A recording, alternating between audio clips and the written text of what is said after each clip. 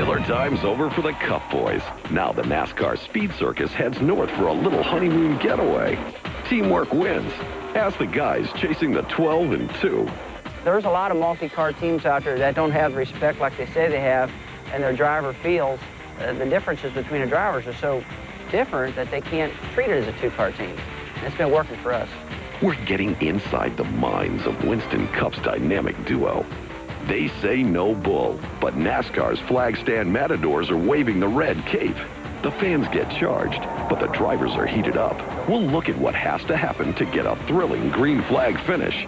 Forget the tunnel of love. We got passes in the tunnel turn. We're heading to Pocono. And you're going inside NASCAR.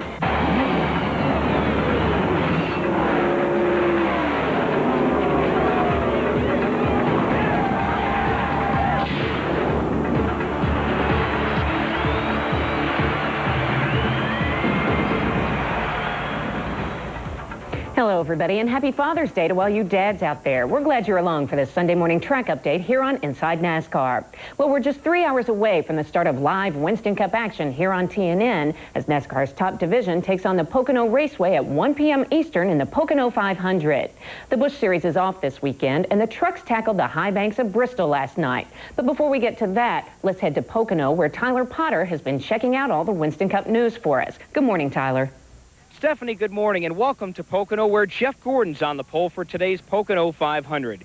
You know, Gordon's been on a roll really since Charlotte. He won the 600 and very easily could have won at both Dover and Michigan. Last week in Michigan, he led 132 of the 200 laps, but finished third.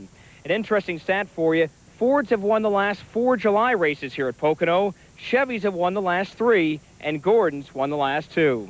I don't know, maybe it's the weather conditions. You know, it seems like at the second race here in Pocono, it's a lot hotter and slicker, and some of those other guys have maybe gotten a little bit better handle on that. But when it's a little bit cooler, we seem to have a real good setup.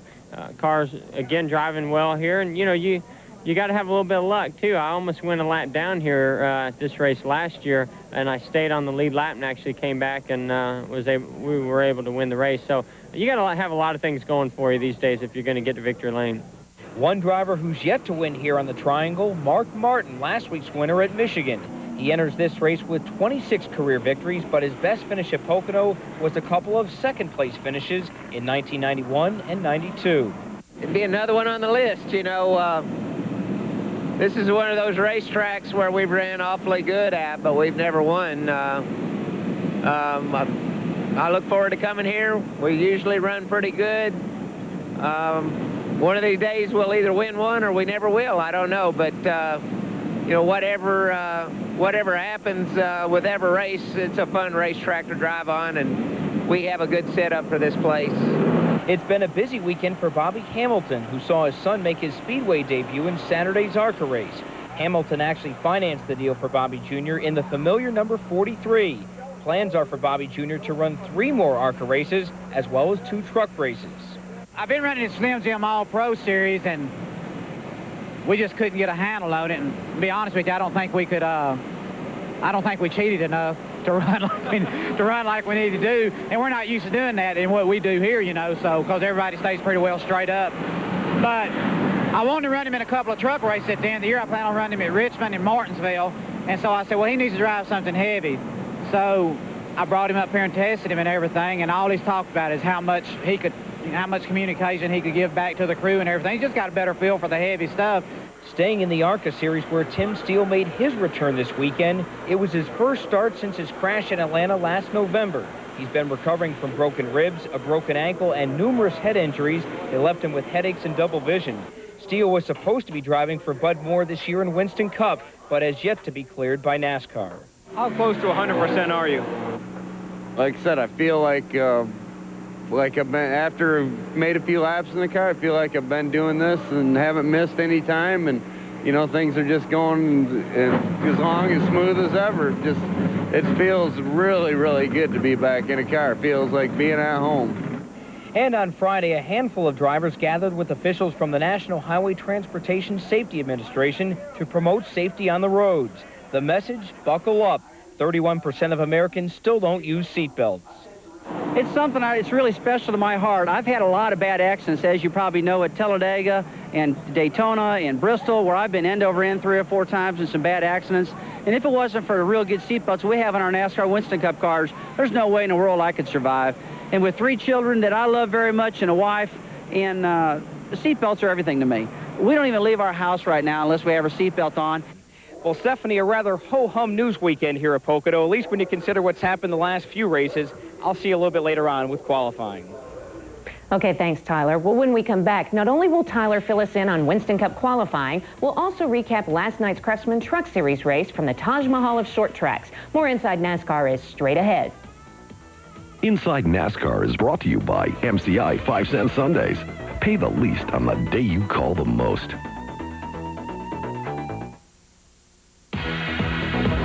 For the second straight week, Jeff Gordon and Rusty Wallace start a Winston Cup race side by side. But this time, instead of row 2, they start from the front row for this afternoon's running of the Pocono 500, a race that sees Gordon on the pole for a season-leading 4th time this year, all in a matter of weeks. And also good news for Dale Earnhardt as he finally makes it through first-round qualifying unscathed. For all the lowdown on today's starting grid, let's head back to Tyler in Pocono. You know, Stephanie, Mark Martin may lead the series in wins with 4, but Jeff Gordon's hot on his tail with 3 wins. And don't be surprised if Jeff evens the score today. You know, back in '96, Jeff Gordon set the track record here in qualifying. No record set this time around, but Jeff was still fast enough to grab the pole again. Michigan winner Mark Martin was the 10th of 45 cars out in round 1 qualifying. His pole time of 53.959 seconds stood for exactly 1 car. Jeff Gordon was the next driver out, and despite a wobble and scrape coming out of turn 3, knocked Martin from the point. Jeremy Mayfield then made a run at Gordon, posting a lap of 53.832 seconds. At the time, it was good enough for second. He starts 3rd today. A great run for Dale Earnhardt, all things considered. His speed of 166.392 miles per hour has him in the 11th position.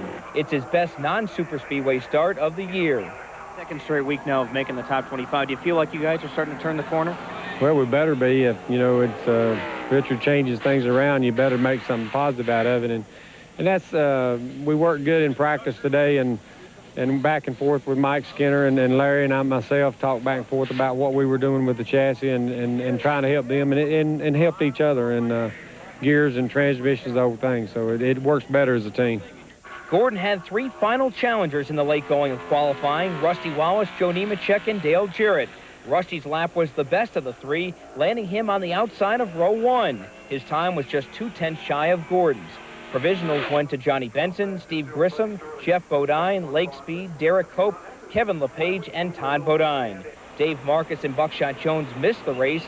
For Jones, it was his first try of the year with his Winston Cup team and sponsor Aquafresh. All right, joining me now is Jeff Gordon, the pole sitter for the race today. Jeff, it's your 4th pole of 98. 4th in the last 6 races. You only had 1 all last year. What have you guys done to turn this qualifying thing around, because you're really heading in the right direction? I'd like to know. You know, we've always focused hard on qualifying. Last year we were so close to getting more poles, but we got a lot of outside poles last year. So, you know, we were only able to get that 1 at Charlotte. This year we kind of snuck 1 in at California, and that's kind of got the ball rolling ever since then. And I think guys at Hendrick Engines are making some good horsepower. That has a lot to do with it. And Ray and the guys and myself are just really trying to get focused and communicate as well as we can on qualifying.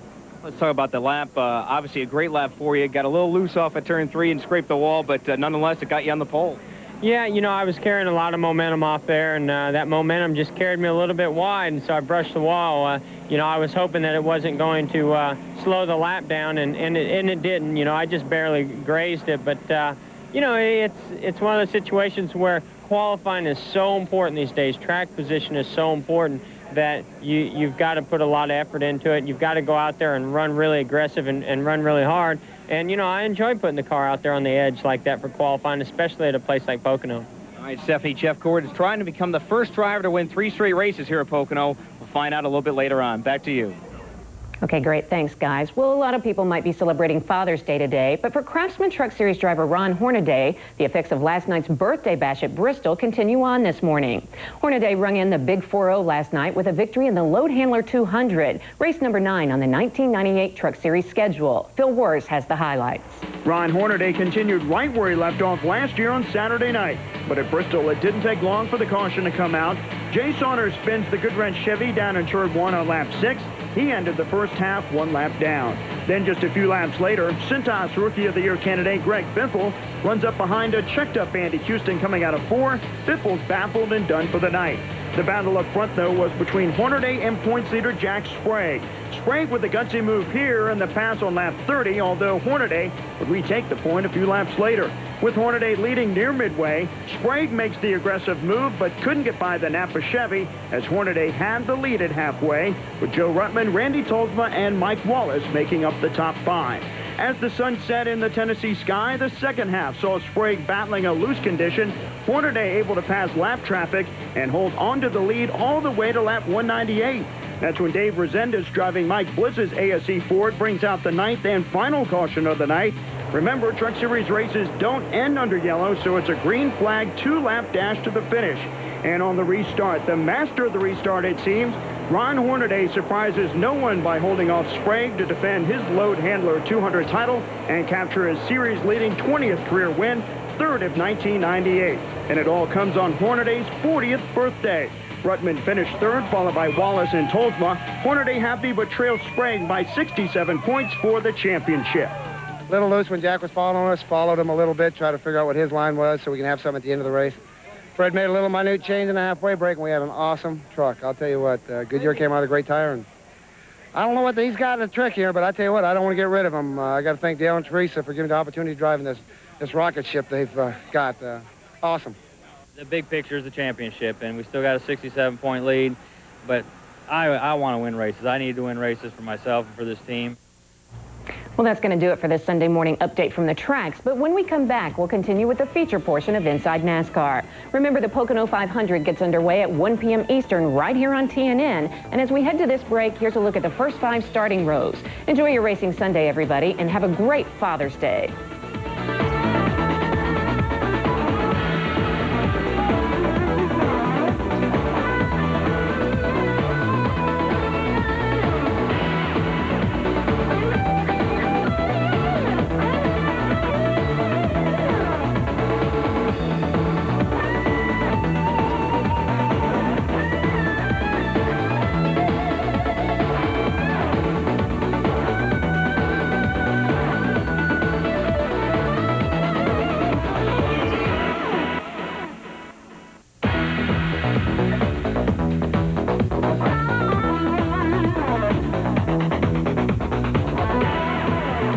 Welcome back to the feature portion of Inside NASCAR. I'm Ned Jarrett along with Stephanie Boyd-Durner. And Stephanie, we got a lot for the fans today. Yeah, we sure do. In just a couple of minutes, we're going to take a look at those controversial red flags we've seen a lot of this year. We're also going to talk to Winston Cup driver Brett Bodine. We're going to take a tour of the Ford plant from up in Michigan, and we're going to go in focus with Rusty Wallace and Jeremy Mayfield. Well, first, let's go on the inside line around the Pocono International Raceway with Jeff Bodine, who's a former winner there, and Ted Musgrave, who has almost won there.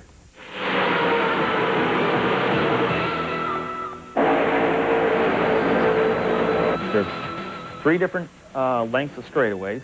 There's not very much banking there. And all 3 corners are completely different than each other.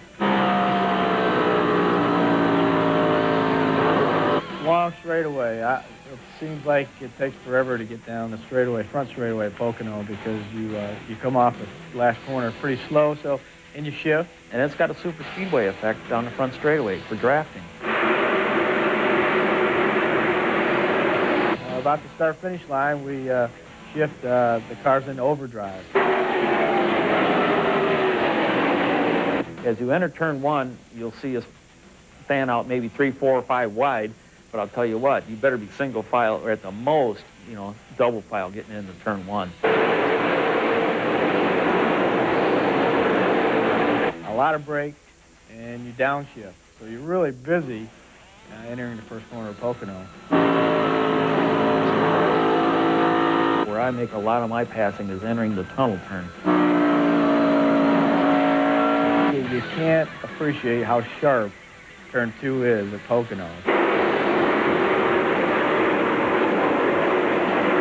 And you're praying that you don't hit the wall or you don't lose it, because it is a sharp corner. So if you can get through that tunnel turn and get that momentum going at that point, you're going to get a position. With the 3 corners and 3 different straightaways and the shifting and valves, it does make it for a fun race. Well, thanks, Jeff and Ted. And Stephanie, when Jeff and Ted and all the NASCAR Winston Cup drivers are going around a racetrack, they have a little bit more to do in the cockpit of that car than simply turn the steering wheel and mash the gas. Yeah, there are a lot of instruments they have to deal with as well. And a lot of the race fans write in and they say, you know, the dashboard in a Winston Cup car looks a lot different than my passenger car. What are those gauges? Well, let's go in tech and find out. Hi, I'm Jimmy Rollins. I do all the electrical work on the Holland Myers Ford Taurus. Today we're going to talk about the electrical panel on this Ford Taurus. But most importantly, we're going to talk about the gauges in this electrical panel. First gauge we have is the tach. The tach tells the driver how many RPMs he's turning during the race. One of the things it mainly does, it tells the driver when he's coming down pit road what his RPM should be for his pit road speed. At all tracks we have a minimum speed when we come down pit road. The next gauge we have is our oil temperature gauge. Our oil temperature gauge in our Holland Myers Ford runs between 200 and 220 during a race. The next gauge we have is our fuel pressure gauge. Our fuel pressure gauge tells us how much pressure of fuel we're getting to our carburetor in the Holland Myers Ford. The next gauge we have is our oil pressure gauge. Our oil pressure gauge lets us know how much pressure of oil we're getting to our motor. Also beside that pressure gauge we have a light. That light indicates the driver if the oil pressure goes down to 0. That tells him to cut the motor off. The next gauge we have is our water temperature gauge. Our water temperature gauge is just like in a regular family car. But in our Holland Myers Ford Taurus, it runs between 200 and 220 during a race. The next gauge we have is our volt gauge. Our volt gauge tells us how many amps our battery is giving to our motor. And these are our gauges on the Holland Myers Ford Taurus.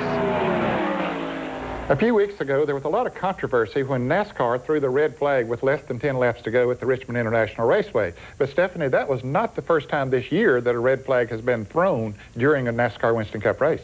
No, really, we've seen at least 5 races where the red flag has flown, but in most of those cases, it didn't affect the outcome of the race, and some of the drivers at Richmond felt like it could have affected the outcome of the race, and that's part of why it was so controversial. Well, Phil Wers has a story on red flags in NASCAR. NASCAR's decision to red flag the race at Richmond a couple of weeks ago may have been immensely popular with the fans. The pace car has stopped. Well, they don't want the fans to see a caution finish. Listen to the crowd. But the fallout from the decision has drivers, fans, and NASCAR talking about what happened, why it happened, and should it have happened. It doesn't set a precedent for anything that we would change down the road. It's an extension of a red flag procedure that we've always had at NASCAR. And maybe it wasn't so much that a red flag was thrown at Richmond, so much as it was the timing of it. Like a referee late in a ball game, NASCAR doesn't want their actions to decide the outcome of the race. Dale Jarrett was leading at Richmond when that red flag came out. And when the race resumed, Terry Labonte went on to win as the race still ended under caution anyway. But Jarrett had played out a strategy he felt would have earned his team the victory. Yeah, it's definitely the right thing until NASCAR decides they're going to red flag the race to clean off the racetrack. Well, I think that what we have to be a little more specific about is when we're going to have the red flags, and are we going to finish these races under green? If we're going to do that, then let's make a rule that says that so everybody knows what's coming, not just the competitors. You know, we have to plan some strategy around most of these things, and but the fans will also know what they can expect. And you know, when we get in a situation like that, then nobody will be mad because we understand why we're doing it. And but you know, if there's a situation that NASCAR thinks we need to have a red flag, then we need to do that if it's for safety. I think what they need to do is really make a decision on whether or not they want races to end under green or end under caution. I think that was a huge mistake myself, throwing that red flag. I didn't think that it came at a good time, and the race ended under caution anyway, you know. So you know, I think that what they need to do is say, all right, you know, it has to end under green. We have to run 5 green laps or something like that, or they just need to let it end under caution. There have been several red flags already this season. At Talladega, it came out midway through the race for this multi-car pilot. The red flag indeed a necessity given the circumstances.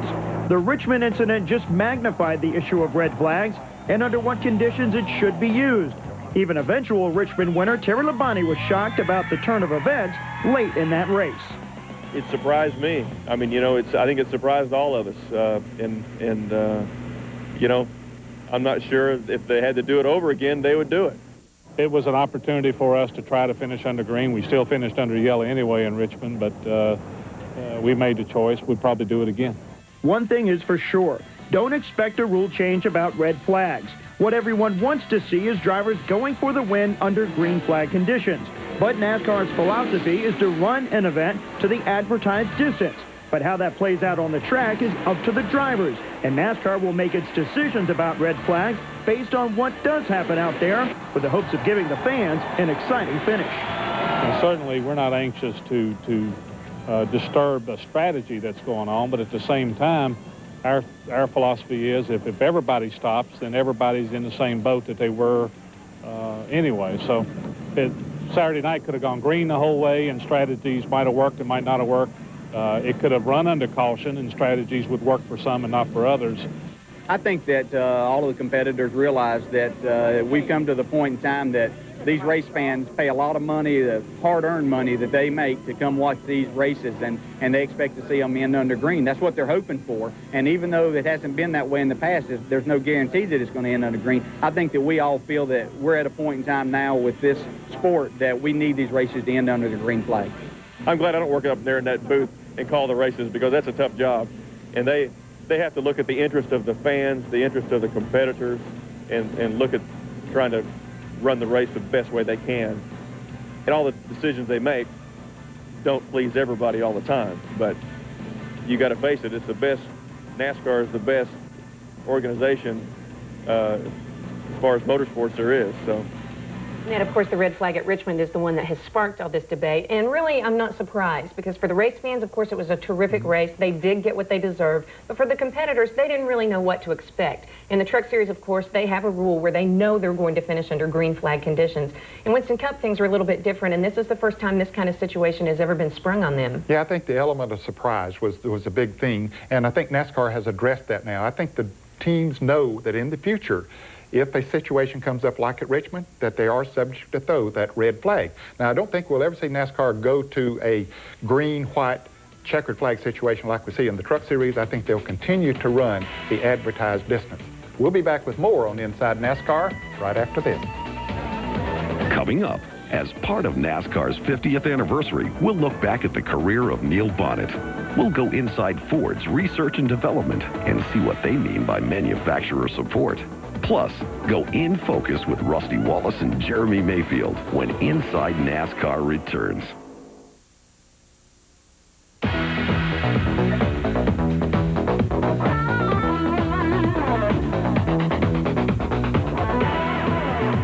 Brett Bodine, who drives the Paychex Ford in the NASCAR Winston Cup Series, is having a pretty good year. He started out the year and then changed some personnel in the organization, and things seem to be going well for him. Yeah, they seem to be paying off, actually. Things are looking up over last year, and he's 18th in points right now. Well, Tyler Potter talked to Brett this week. Last September at Dover, things looked pretty grim for owner-driver Brett Bodine. He had just lost his sponsor and would go sponsor-less the rest of the season. Brett hit rock bottom after finishing the year 29th in points, a career low for him in Winston Cup. It was very tough last year having a sponsor not keep up with his commitments to the race team. And Diane and I had to basically reinvest everything that we ever had made in the sport of auto racing back into the race team. And consequently, it really drained us financially, personally. You know, there were several months that we were putting payroll on our personal credit cards just to keep the doors open. But we felt like we had to keep that race team going. It had to stay in operation, because the race team in operation still has a value. One that isn't operating, that the doors are closed, has no value, and it worked out for the best. We finished 29th in the points at the end of the season, stayed on all the plans that NASCAR has for car owners, and we were able to secure a sponsor for the '98 season. That sponsor is Paychex, somewhat ironic considering the Bodine financial hardships last year. But life has been better for the Scandia Bodine team, and despite no top 10s, Brett currently sits in 18th place. I think the team is really the most responsible. They've given me tremendously reliable equipment.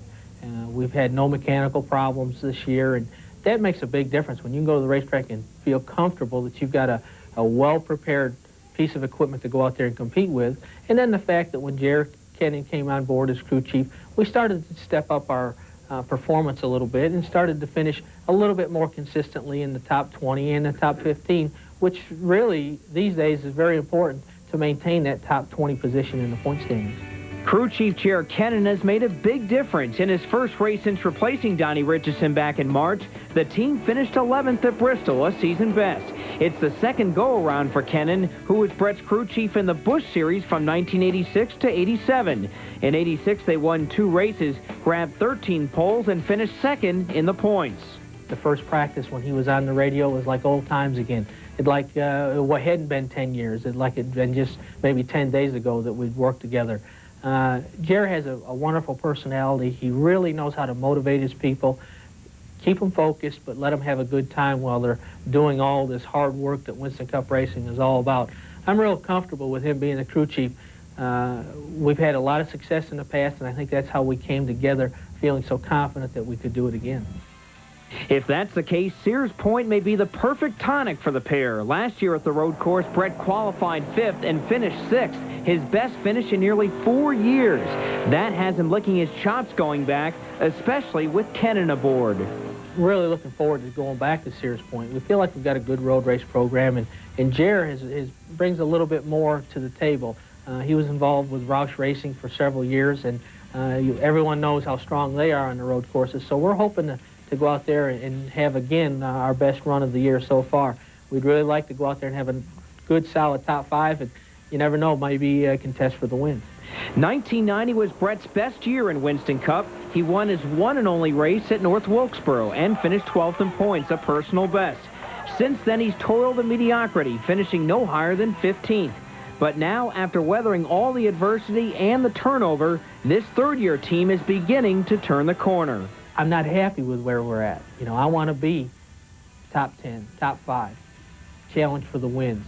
But it's going to take time, and I have to realize that. Sometimes I get a little frustrated and think that we should be progressing at a faster rate. But this sport's too competitive. No one makes big gains, big jumps. And when I look at what we've done, 11 positions in Winston Cup racing, that's a major step. So I'm very proud of what we've done, but I'm not happy. And we're not done yet. We're going to go a lot farther forward. Well, thanks, Tyler. And Stephanie, of course, Brett Bodine drives one of the new Ford Tauruses this year in the NASCAR Winston Cup Series, a car that's had a lot of success on the circuit. Yeah, they've had a tremendous amount of success this year. And if you have any question of that, just ask Mark Martin. And, of course, the Ford Motor Company has been very supportive of its race teams as well. All the way through the factory. And Phil Wurz, while we were in Michigan last week, visited the Ford plant. Mark Martin's win at Michigan marks Ford's latest victory with the new Taurus. Ironically, it was Martin who presented Ford with its first ever NASCAR Winston Cup victory for the sport's newest race car. Remember, it was almost 1 year ago at Indianapolis that the new Taurus was unveiled. And at that time, there were so many unanswered questions and many skeptics. But to have this car race ready in 1 year, from conceptual design to being on the track, is nothing short of a tremendous engineering feat. This car was good coming out of the box. The development's ongoing. And we took an approach at Ford that if you keep doing the same things the same way and you're expecting a different result, that's magical thinking. You know, you have to do things differently to get a different outcome. We took a different approach in the analytical and modeling design process of this car. We worked as a team with all of our race teams and with NASCAR. And we really did simultaneous engineering to get the product out on the track quickly. And that approach has been paying dividends quickly. In the first 14 Winston Cup races this season, the Ford Taurus has been in victory lane 7 times. And it all goes back to the groundwork being laid behind the scenes by a core of 30 Ford Motorsport engineers in Dearborn, Michigan. They know every variable and nuance of the Taurus, understanding how chassis dynamics, aerodynamics, and engine performance work together, assisting Ford teams almost on a daily basis about how to make the car run even better. In racing, you develop a real passion, you develop a sense of urgency, you learn a balance between the analytical tools and the hands-on, getting the program out the door. I mean, when the show starts, you better be ready. When job one comes, the new car better be ready. So it's a great training ground, and to see that accomplishment happen week to week, you did something for this team or helped this team, and it's instant gratification and feedback, and that's got to make you feel real good. And don't think the work on the Taurus is complete. The race car is an ever-evolving concept as engineers and race teams look for ways to make it better and find new ways to get the Taurus into victory lane. Look at how much the Thunderbird progressed over the years as we went forward. So as the teams learn more and more and more about it, the car will get better. Well, Ned, it's really interesting to see how they make those race cars so good, and I'm sure you had all that technology back when you were driving. Oh, yeah. We didn't even know what technology was. We raced basically stock cars back then, but one thing that impresses me about the whole situation, Stephanie, is the fact that they not only help the teams in designing better race cars and help them with their total program, but much of that technology goes back into building street cars, which I think that's good. We'll be back with more on Inside NASCAR right after this. I remember going to Bristol. We got ready to go to Bristol. That's probably one of my best Jeremy stories. He says, man, I hate that place. I hate that place. And I said, when I'm done with you, you're going to love that place. And we went to Bristol, and he qualified good, and he ran great all night long, and he got out of the car and said, man, I like this place. You know, I love Bristol here. So.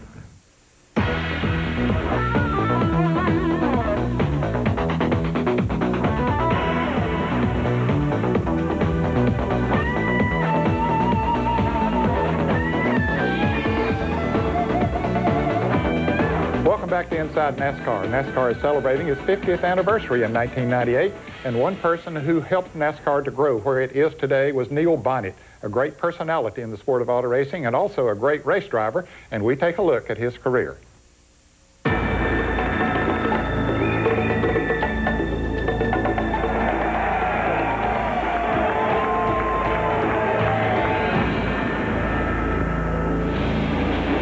An original member of the famed Alabama gang, Neil Bonnet had a career that spanned 18 years and produced 18 wins, 20 poles, 83 top fives, and 156 top tens.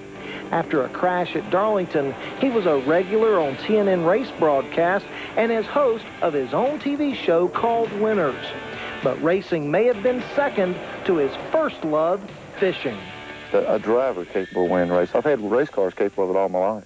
I'm just now getting myself to where I feel comfortable at any track we go to on the circuit. So I think it feels good to walk away from a racetrack, win, lose, or draw, and say, well, I gave it 100%, and I feel like I did what I should have done. We just didn't have the stuff, or the right things didn't happen on this day that we won the race. But there's a lot of peace of mind knowing you personally did what you think you was capable of doing to win the race. One big race was the World 600. He won it back-to-back in 1982 and again in 1983. He was inducted into the National Motorsports Press Association's Hall of Fame in 1997. Bessemer, Alabama's Neil Bonnet, another superstar produced from 50 years of NASCAR. And Stephanie, not only did the racing world lose a great race driver when Neil Bonnet lost his life, but they also lost a guy that was very good behind the microphone. If he was not already the best analyst in motorsports, he was destined to be. He was very, very good at it. Hey, we'll be back with Rusty Wallace and Jeremy Mayfield right after this. Hi, I'm Sterling Martin, driving Coors Light Chevy. If I can graduate NASCAR in 50 years and looking for 50 more. Thanks.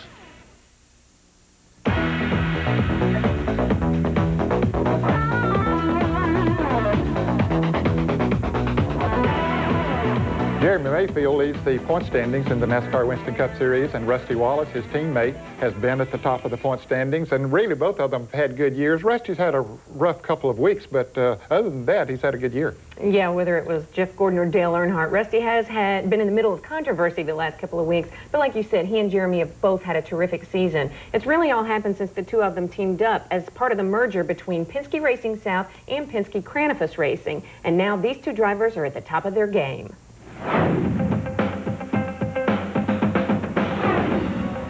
Of the 14 Winston Cup races run so far this season, either Rusty Wallace or Jeremy Mayfield has been leading the point standings after 11 of them. And that's despite the fact that neither driver has won a race this season. Particularly surprising has been Mayfield's performance, who, since teaming up with Wallace, has broken through as a true title contender and is virtually assured an eventual trip to victory lane. But their new alliance has been the key to making both drivers more competitive than ever, especially when going up against the other powerhouse multi-car teams. I think what's been so good above all is that in order to make a two-car team work, I think, I'm real big on it, is that we can't race each other. We got to race the competition. And sure, when we get down the last couple laps of the race, we know we're supposed to race and win the race for our sponsors and owners and all that. But we got a lot of respect for each other. I got a lot of respect for Jeremy, and we look after each other on the racetrack. And there's a lot of multi-car teams out there that don't have the respect like they say they have, and their driver feels the differences between the drivers are so different that they can't treat it as a two-car team. It's been working for us. I don't think we could have picked a better situation, or me myself could ever be in a better situation what we're in right now. And I think Rusty feels the same way, and it's just incredible. You know, it's like it just keeps getting better and better week in and week out. And I think that we've kind of only feel like we just kind of scratched the surface right now and look for bigger and better things in the future. One thing the new Penske-Granifus pairing has led to is the ability to remain consistent. Heading into this weekend's event at Pocono, Mayfield leads the points by 26 over Jeff Gordon. Even though the three drivers directly behind him, Gordon, Mark Martin, and Dale Jarrett, have won a total of 9 events between them. In fact, Mayfield and Wallace are the only drivers in the top 7 who have yet to win a race. And although Wallace dropped to 5th after last week's run in Michigan, he's still only 68 points behind his teammates. For much of the season, these two guys have been inseparable, both on the track and in the garage area, sharing the kind of information that can make each of them better. I remember going to Bristol. We got ready to go to Bristol. That's probably one of my best Jeremy stories. He says, man, I hate that place. I hate that place. And I said, when I'm done with you, you're going to love that place. And we went to Bristol, and he qualified good, and he ran great all night long, and he got out of the car and said, man, I like this place. Yeah, I love Bristol here. Because this is your first time as teammates, though, have you had to remind yourself, wait a minute, there's another guy out here I got to look at? I think it's become natural. You know, I think that, you know, like Rusty was saying, when we're off one day and not running that good, and it's usually one of us off, the other one's up front somewhere. And during the race, you always know where the other one's at, and you're always somewhere down the line trying to help each other. And we talk to each other on the radio every now and then, too, you know. If there's something on my mind or something on his mind, we just flip our frequencies and say how it's going out there, things like that. You guys really push each other a lot to be that much better. We both want to win, and we both want to have, I love it if both cars come across the checkered flag side by side all the time, and somebody's going to win and somebody's going to lose, but I wish they could be that close. I really do. And I think if one wins and the other one doesn't, we both win. You know, that's the way you look at it, because this is one big team, not really, you know, a two-car deal. It's one big operation. If he wins the race, it's helped our whole program, or if I won, it's helped us all. And if you keep looking at it that way, I think it's benefiting both of us all the way around. I think we both noticed early in the going we got running so good, and we were like magnets together. We couldn't shake each other. And I heard a couple rumblings out of our team and a couple rumblings out of their team. They both talk. It's like, hey, I want to beat this guy. I want to beat that guy. And I personally got in here and squelched that real quick. I said, look, we're not doing that crap, guys. I said, we're teammates. We're going to try to, both of us are going to try to win. And Jeremy wins, I'll be the first guy in victory lane crawling the fence trying to congratulate him and vice versa, you know. And we're going to treat it that way. You've been in this a long time, though. I'm sure you would like nothing more than to win another title. Is it going to be hard to take if he comes out and wins his first one this early on? Now, I'm only 41 years old, and I got a lot of racing left in me. Yeah, I'd like to win the thing, but if he wins and I don't win, I'll totally expect it, because he's got what I got and I've got what he's got. Dream come true for you to be driving with somebody like Rusty Wallace? Big time. You know, it's this is what I think every driver's dream is, you know, coming up, especially when you're just getting involved in Winston Cup, and I'm sure Rusty went through the same thing. And when you finally get with the right race team, the team that has everything it takes to win races, be consistent, and win a championship, that's all you can ever ask for out of a race team. And if you got high standards and high goals in your life to want to become the best, you got to have this. And I think it's, you know, a situation that by far is unique for me. You know, not only having a team, but having a teammate like Rusty Wallace who's done everything you can do. And won everywhere you can win, and to have that, along with the team we got and car owners that we have, and crew chiefs, and we got right now everything you could ever want, from between the sponsors, crew chiefs, owners, race teams, pit stops, got it all, and that's a great feeling. Well, Ned, if you need any further proof of how well these guys are doing, consider the fact that Penske Racing has finished in the top 5 in 10 out of the 14 races run so far this year, and Jeremy Mayfield is the only guy who started all 14 races who's finished in the top 25 in every single race. No wonder he's at the top of the point standings. That's pretty strong. We'll be back with more on Inside NASCAR right after this. It's time for a little action in Sears Point. You'll get the road course preview and go in focus with the 96 Winston Cup champion Terry Labonte next week inside NASCAR. The Inside NASCAR mailbox is brought to you by Miller Lite. Our question today is from Bob Doan from Raymore, Missouri. Do the 1998 spoiler rule changes really make that much difference between the 3 manufacturers? I'm Mike Helton, Vice President for Competition for NASCAR. And Bob, thanks for writing in and asking about aerodynamics. To answer your question, spoiler changes as small as the 1/4 inches that we've made recently do make a difference. What we found in the wind tunnels and in talking with the manufacturers and the car owners and drivers is that the aerodynamics of a car are so sensitive that a 1/4 inch can mean a difference in being able to handle more comfortably than without it. So thank you for your question. Thanks for writing in. If you have a question for the Inside NASCAR mailbox, write us at Inside NASCAR, Post Office Box 240417, Charlotte, North Carolina 28224. Or email us at inside.nascar@sunbeltvideo.com. If we use your question on the air, you'll receive this embroidered Miller Lite jacket and a cap and shirt from Chase Authentics, the authentic trackside apparel of NASCAR. Well, folks, that's all the time we have for this show. We hope you enjoyed it. And Stephanie, we go from the Pocono International Raceway that some say is similar to a road course to a real road course next week. Yeah, that's right. Next week we head to Sonoma, California, and the Sears Point Raceway, but this weekend we got to get through Pocono first. Okay, you join us again here on TNN for more on Inside NASCAR.